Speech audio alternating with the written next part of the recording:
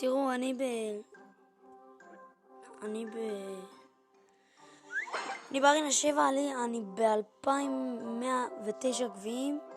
אני צריך להפסיד איזה 5-6 פעמים בשביל... להפסיד איזה 5-6 פעמים בשביל... כדי לרדת ארינה. אושרי שיחק לי הרבה. השגתי 2 גולדן.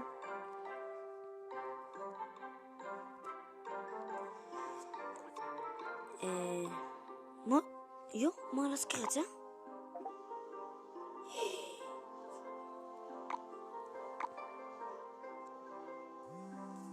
רגע.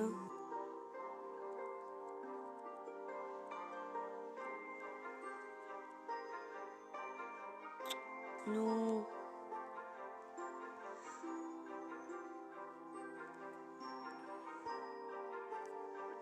טוב, פשוט בוא נעשה... השגתי גם מיניון. וואי, יש לי מוסקיטר בשופ?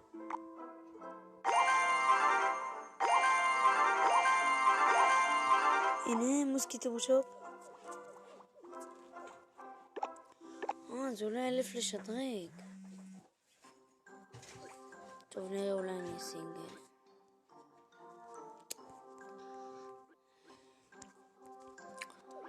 בוא נראה ריפלי. פה ניצחתי 3-1. עשיתי את זה לאיזה מישהו בקלע. לא. הנה. רגע, בואו נראה לכם את הניצחון של העלייה. לא. איפה זה?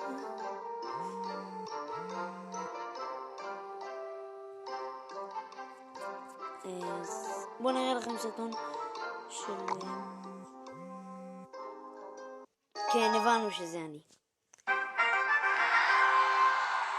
נגיד את זה לפה, שלא יפריע. זהו.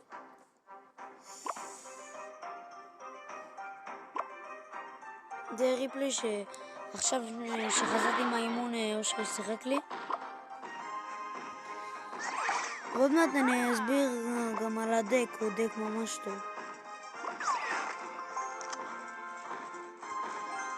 שמתי פה ולקרי